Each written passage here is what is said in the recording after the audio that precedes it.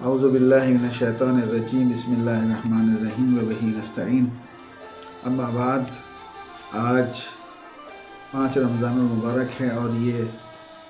5ویں روزے کی دعا ہے جو ہم آپ کی خدمت میں عرض کر رہے ہیں۔ بسم اللہ الرحمن الرحیم۔ اللہم اجعلنی فیہ من المستغفرین واجعلنی فیہ من عبادک الصالحین القانتین واجعلنی فیہ من اولیائک المقربین برأفتک یا ارحم الراحمین۔ پہلے جملے کا ترجمہ، اللہم اجعلنی فیہ من المستغفرین، خدایا مجھے اس دن میں استغفار کرنے والوں میں سے قرار دے۔ واجعلنی فیہ من عبادک الصالحین القانتین، اور پروردگار مجھے اپنے نیک فرما بردار بندوں میں سے قرار دے جو تیری اطاعت کرنے والے ہیں۔ واجعلنی فیہ من اولیائک المقربین، اور مجھے پروردگار مجھے اس ماہ میں اپنی مہربانی سے، اپنے کرم و لطف سے اپنے مقرب ترین اولیاء کے زمرے میں قرار دے۔ برأفتک یا ارحم الراحمین، پروردگار تجھے تیری رفعت کا واسطہ اور تو ہی سب سے زیادہ مہربان اور رحم کرنے والا ہے۔ اس دعا میں 3 فکر کی طرف، 3 باتوں کی طرف جو اشارہ کیا گیا، استغفار کی طرف اور صالح بندوں کی طرف اور مقربین بارگاہ الہی کی طرف کہ جو اس کے خاص بندے ہیں۔ پہلے فقرے میں جو کہا گیا، پروردگار مجھے استغفار کرنے والوں میں سے قرار دے۔ استغفار کا مطلب کیا ہے؟ استغفار کا مطلب ہے بخشش، مغفرت کی درخواست کرنا۔ اور استغفار اور توبہ قرآن مجید کی متعدد آیات اور احادیث میں جو ہے وہ بیان ہوئی ہیں کہ انسان جب استغفار کرتا ہے تو وہ استغفار کرنے کے بعد خود کو جو ہے وہ پاک کر لیتا ہے اور وہ اللہ کی قربت حاصل کر لیتا ہے، جیسا کہ خود قرآن مجید میں جو ہے وہ ارشاد ہوتا ہے وَاسْتَغْفِرُوا رَبَّكُمْ ثُمَّ تُوبُوا إِلَيْهِ، کہ تم اپنے پروردگار سے استغفار کرو اور پھر اس کی بارگاہ میں توبہ کرو اور اس کی طرف لوٹ آؤ۔ تو اصل میں استغفار توبہ کی منزل کے بعد میں کہ انسان پہلے جو ہے وہ توبہ کرے اور اس کے بعد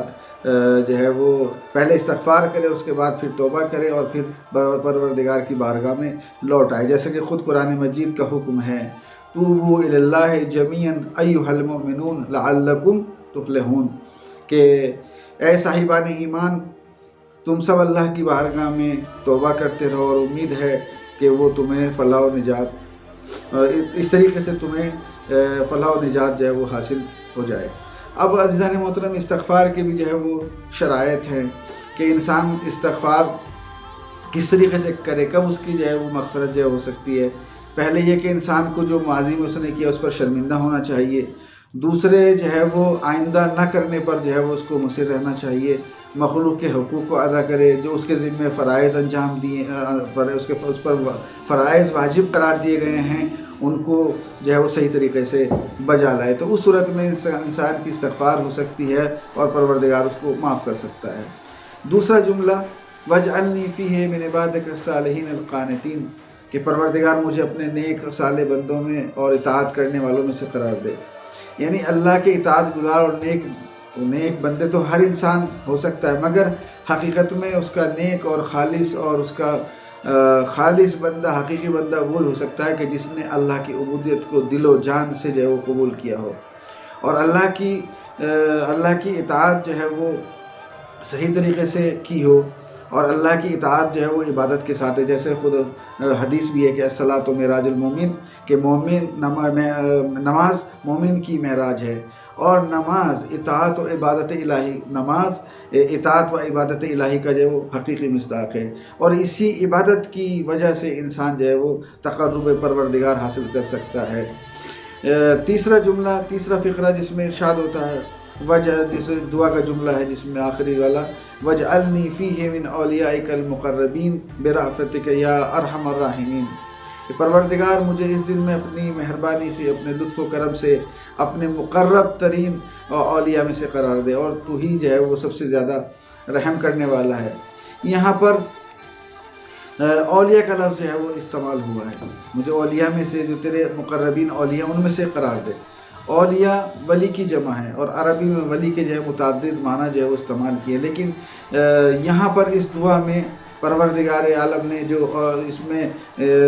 जो दुआ का लफ्ज़ जो इस्तेमाल किया गया है और वो उसके माना जो हैं वो मुतअद्दिद हैं, वली के भी माना है और दोस्त के भी माना हैं, लेकिन यहाँ पर इस दुआ में पहले वाले सियाक़ व सबाक़ के एतबार से जुमले को जो है वो देखा जाएगा किस माना में इस्तेमाल हुआ है। यहाँ पर ये जुमला इस्तेमाल होना इस बात की दलील है कि यहाँ पर जो है वो दोस्त के माना में जो है वो इस्तेमाल हुआ है कि परवरदिगार जो तेरे नज़दीक, तेरे ख़ास मुक़र्रबीन, तेरे बंदे हैं, तू उनमें से मुझे करार दे। और वो परवरदिगार के मुक़र्रब तरीन